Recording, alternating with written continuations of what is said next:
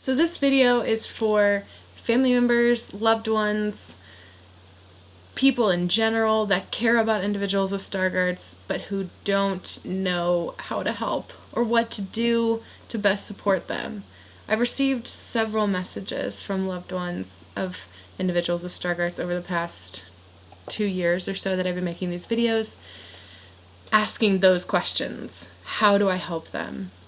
Is everything going to be okay? What do I do? I don't know all the answers to your questions, but what I do know is that the best thing that you can do is to just be patient, which I know is so hard to do. I know it's really difficult, but letting your loved one figure things out is probably the best thing that you can do for them. I kind of want to break this up into 3 sections and speak to people who have little kiddos with Stargardts, and by little kiddos I mean children and adolescents, and then to the family members and loved ones of those who have teenagers or young adults with Stargardts, and then to the family members and loved ones of those with who words are difficult for me today, to those individuals that are adults of Stargardts, because I think there are 3 kind of very different concerns that family members might have depending on how old their loved one is who is diagnosed with Stargardts. So for kids, I think, I was 16 when I was diagnosed, so I am only speaking from my own personal understanding of children. I think probably that age is the scariest, in the sense that it's really difficult to explain to a kid what's happening, because there's a lot happening during this transition for an individual of any age that is given this diagnosis of Stargardts. So I think probably what the family members, the loved ones, friends, everyone that has a kid with Stargardts, what you're probably experiencing is confusion and worry about, are they going to go blind? Are they, how do I explain to my kid what's going on? I don't know how you explain to your kid what's going on. That's kind of your own decision, but I think the best thing that you could do is just be gentle, as any parent or loved one would, I guess. But I had to learn on my own what Stargardts even was. It's funny, the doctors don't really tell you, or at least mine didn't, like, this is what Stargardts is. They're like, this is what you have. You're like, okay, I had to Google it. I really didn't know. So just learning on your own, as a parent, do the research on it. My parents did, to understand it and try and help me understand it. So that's probably what you're experiencing if your loved one is a child or an adolescent that was just diagnosed with Stargardts, and you're probably really invested with the schools right now, or were at some point in your transition trying to get accommodations in schools. We went through that as well, my family and I, and that's really stressful, but the most important thing you can do is stay on top of it, because you can't rely on the schools to do everything for you, as I'm sure a lot of people are aware, but my parents were so on top of things and really helped me get the accommodations that I needed and make sure everything was in place, which was really nice because I couldn't have done it. I didn't want to talk to anyone about it, so it's really helpful if you help your child in school, and with any other activities they may be involved in, and make sure that everything is going to go smoothly for them now that they have Stargardts. I think that's all I wanted to say about kids. So teenagers and young adults. As I said, I was a teenager when I was diagnosed, and the biggest thing that's going on for teenagers and young adults developmentally is autonomy, right? We want to have our own lives. We don't need our parents. We're individuals, and we can drive a car, we can do all these things on our own. But then you get a Stargardt's diagnosis and you feel like a kid again, or at least I did. There were things that I couldn't do on my own. I felt like I needed my parents to help me, and that was sort of frustrating to realize that, while my friends may not need their parents or everything, I do. So your teenager might have a little bit of friction because of that, but it's not you. It's just what we're dealing with. I didn't want anyone to know for, I think, at least a year. I didn't want my parents to talk about it. Definitely not talk about it in front of me. All my teachers knew, and that terrified me. I did not want my friends to know. I didn't want anyone in my school to know that this was going on in my life, because I just thought that somehow my social status was going to be threatened. It's just, there's a lot of stress going on. And the same with the kids. Like, you don't know, am I going to go blind? There's a lot coming at you in a very short amount of time. They talk to you about your prognosis, about the research that's going on, about new things that you're going to have to do in your life, changes you'll have to make, all these different things. And I think with kids and adolescents and then up through young adults, there's a little bit more fluidity with your life. Whereas with adults who are dealing with this transition, there's probably a lot more stress as far as your job goes. Can I still do my job? What happens if I have to quit my job because I can't do it because of my vision anymore? How am I going to provide for my family?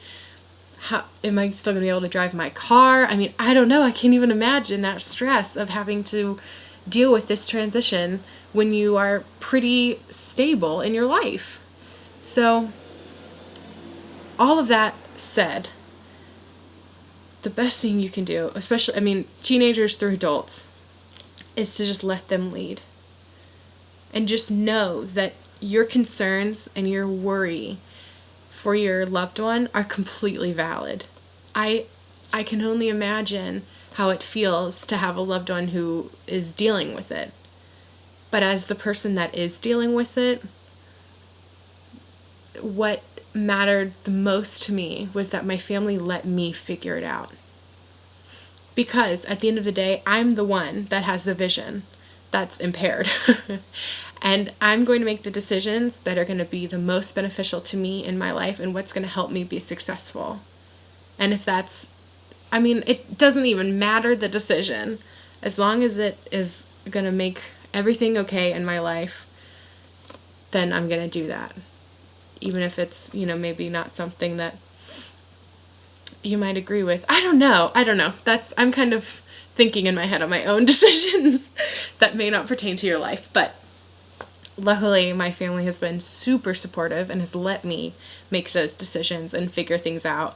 But again, I've had the luxury of having a flexible life, and I'm not stable in the sense that I don't have anyone depending on me. I don't have kids, and I don't have a mortgage. I don't have anything like that needs my attention all the time.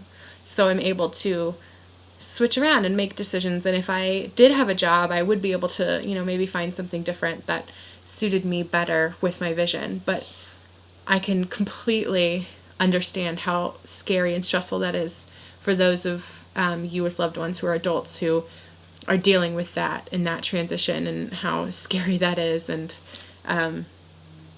even kind of further branching off that, I've had several people ask me about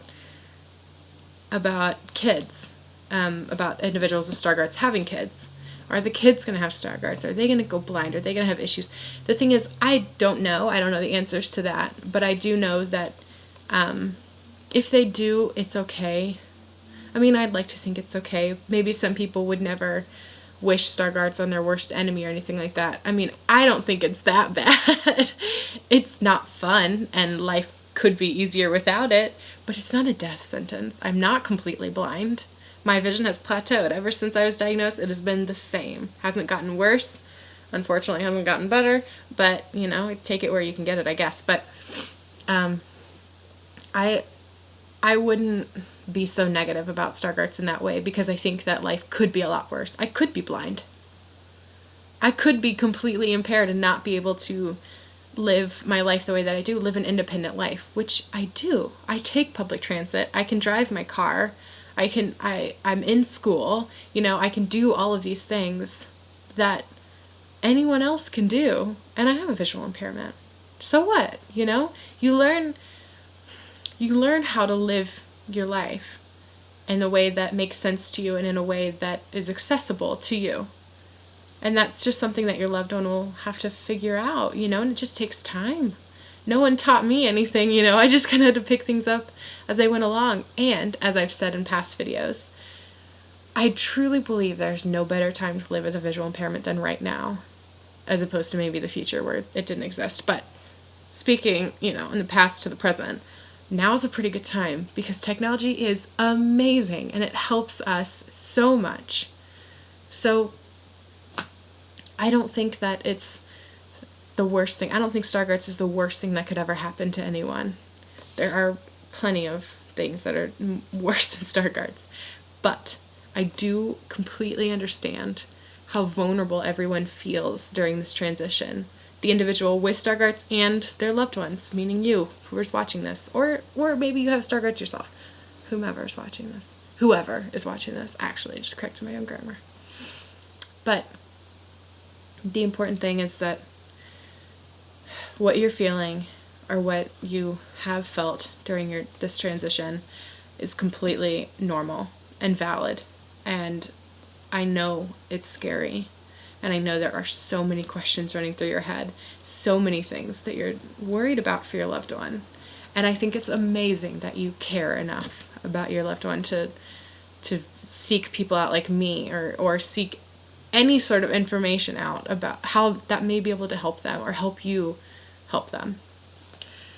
So, know that things are going to be okay and that life goes on and this isn't the end of the world, even though it does feel like it. I know. Believe me, at 16, I was like, life is over. Forget it. I'm never going to have a normal life. But let me tell you, I love my life. I am so happy with things. Yeah, if I didn't have Stargardt's, I'm sure I'd feel the exact same. I don't know. It's just, it is what you make it. You can do things in your life in spite of Stargardt's. It's actually okay. It's pretty cool. So, try not to worry too much, but be attentive and patient with your loved one because this is a really intense time. But things are going to be okay. I really do believe that they'll be okay. So, again, contact me, or not again, I haven't told you this before. In previous videos I have. But anyway, contact me, use me as a resource if you need. I'm always here to help in any way I can because I know Stargardt is a whole new world if you've never heard of it. I had never heard of it before this. Neither had anyone in my family. So, it's a learning experience, but it can be a pretty rewarding experience, honestly. I've accomplished things in my life that mean so much to me because I did them in spite of my Stargardt's. So life can be pretty fulfilling, so don't worry too much. And I hope this is helpful. It's just me babbling onto my laptop, so hopefully this is somewhat helpful to anyone. But thanks for watching. Contact me if you need, I don't know, more rambling. I'm always good for that. Take care. Good luck.